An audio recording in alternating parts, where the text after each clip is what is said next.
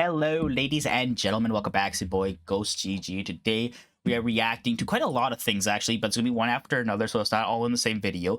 But you guys can look out for 3 Outer Worlds to IGN first, and also some Borderlands later as well.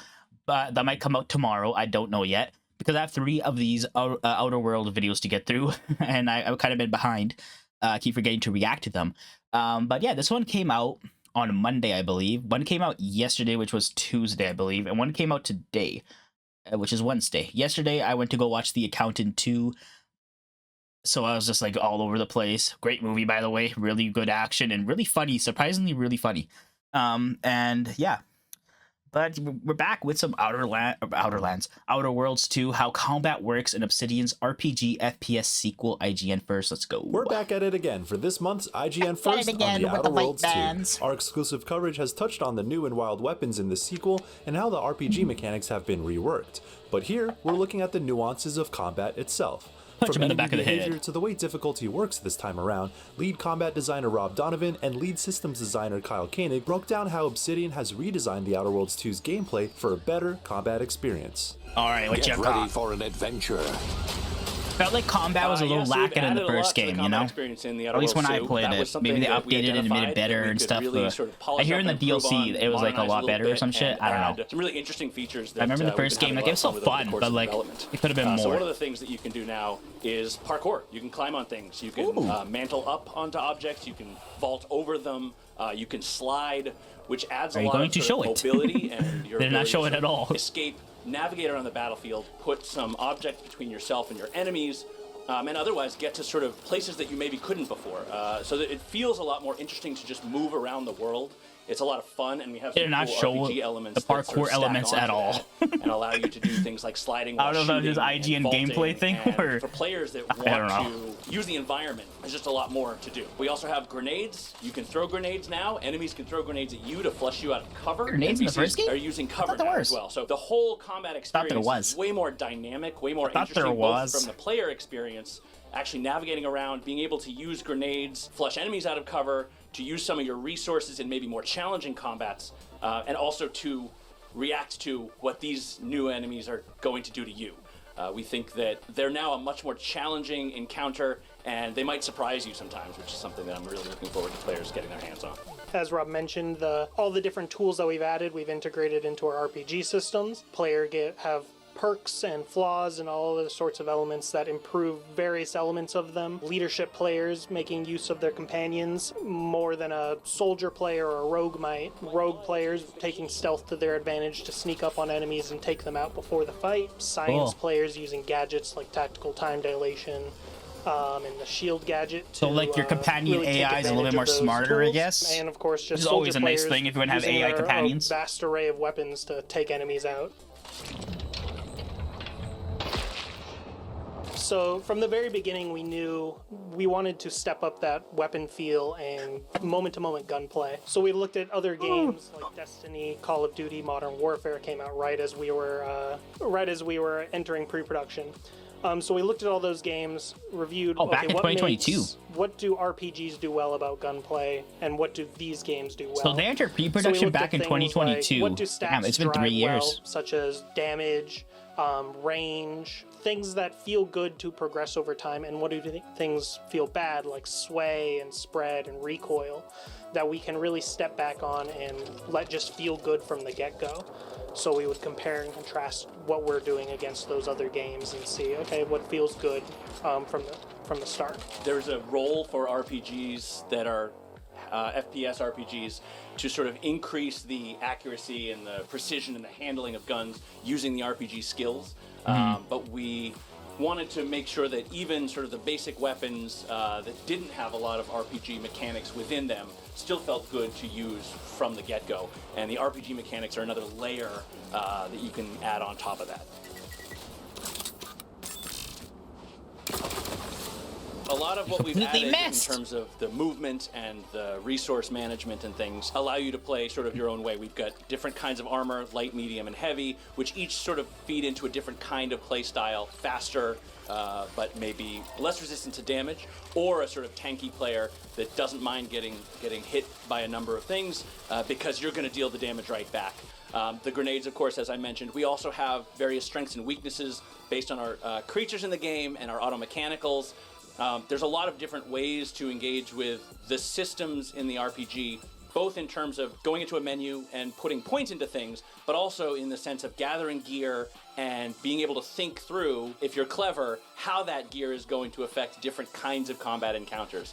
So we have some very fast-moving enemies, and if you use TTD to slow them down, you'll have a much easier time. So maybe you want to use TTD because you're having trouble tracking fast-moving flying things, or maybe you want to double down on that tank play style. You want to put on the heavy armor, you want to use the shield gadget, you just want to kind of not worry about health for a while and just go through and stomp a couple of guys before you have to really think too much about min-maxing. We also have, because we don't have a level scaling system anymore, we have a lot of opportunities for players to challenge themselves. If they think that their play style and their particular build is really working out well for them, they can opt into some harder challenges across the course of the game and see if they have what it takes to sort of go above and beyond what another kind of player with a different kind of build might have.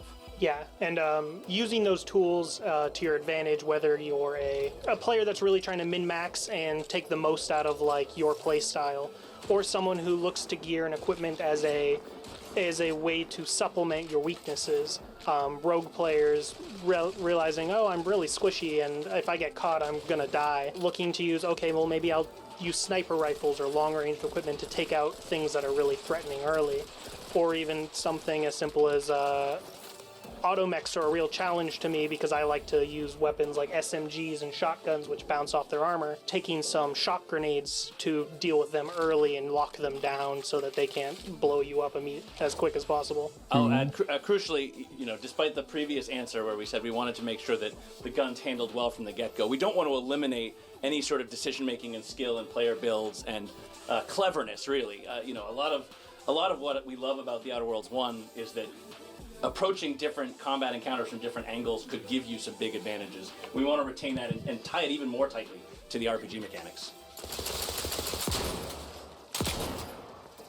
Not doing level scaling seems like a simple change, but it has enormous ripple effects over the way that we create the game. Enemies now are at what we're calling tiers, and so each enemy has its own set of stats and its own damage values, health values, and damage prevention based on armor and things, and those are static throughout the game. So early on, some of our more difficult, higher tier enemies will be more difficult just from a math perspective. They're going to hit you harder, they're going to take less damage, and when they take damage, they might have a higher health pool.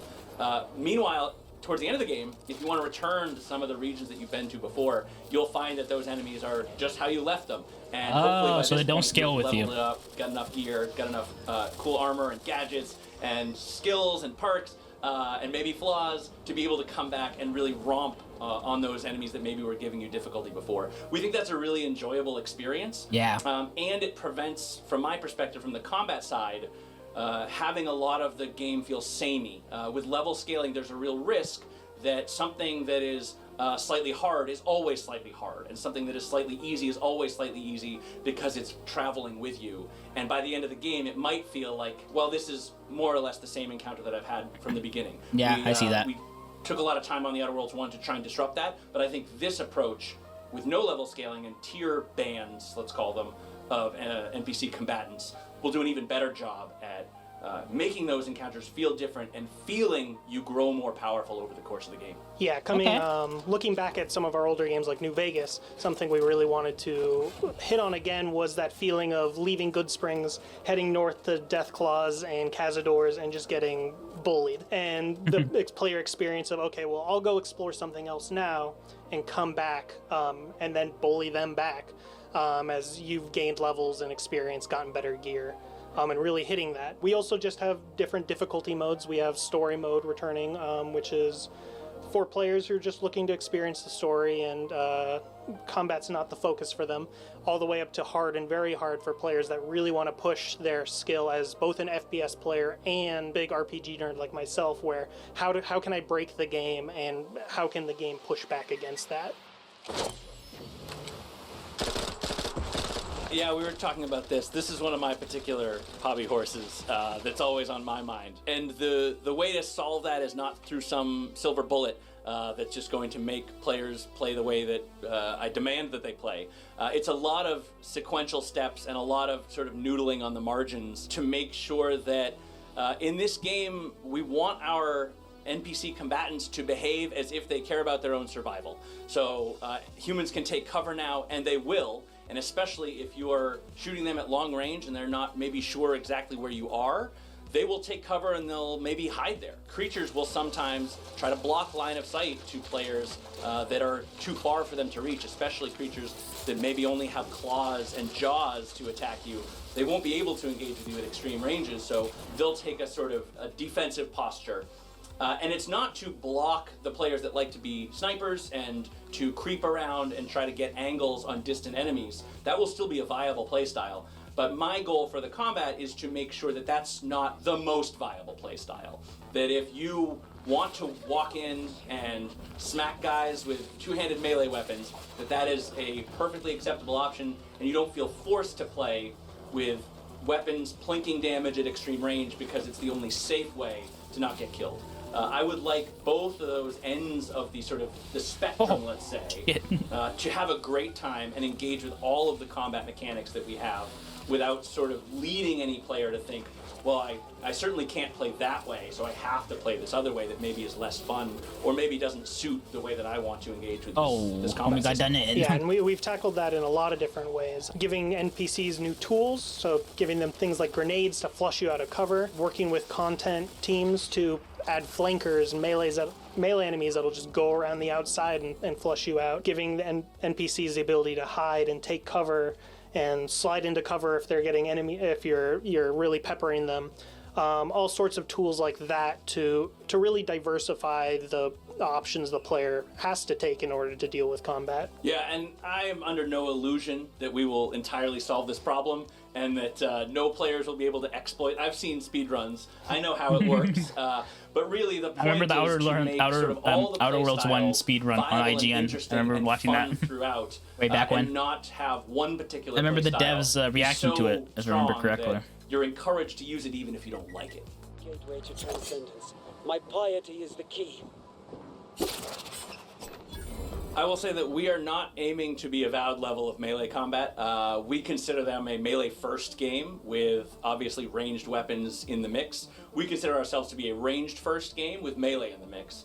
And what we've tried to do is make sure that our melee combat has the ability to support a few ranges of playstyles. The stealth player that wants to sneak through the grass and stab guys in the back. So we have a series of melee weapons that accommodate that, and in some cases really make that more fun and more interesting. And then we have the sort of two-handed melee weapons, the big ones, that have a bunch of perks associated with them that will allow you to unlock more variety in your melee attacks for the people, and we have some of them on the dev team here that just want to pick up a big stick and smack guys in the face. Yeah. So we're trying to make sure that we support that throughout, even though a lot of what I've certainly been focusing on is the ranged experience. We do definitely have support for the melee players as well. And definitely on the RPG side, we want to make sure that melee is well supported and has plenty of things to do with their build and has some variety.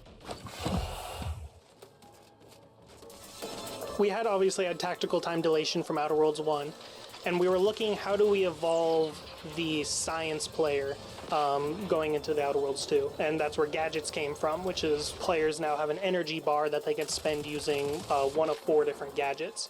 Each one has a strong combat purpose, like TTD, obviously slowing down bullet time is always a fan favorite in pretty much any shooter. We have a shield gadget, which gives you a bunch of bonus health, but it's also useful in exploration, granting you immunity temporarily to hazards such as fire, so the player can pass through those areas and get to new locations. We have the N-ray scanner, which lets you see enemies through walls.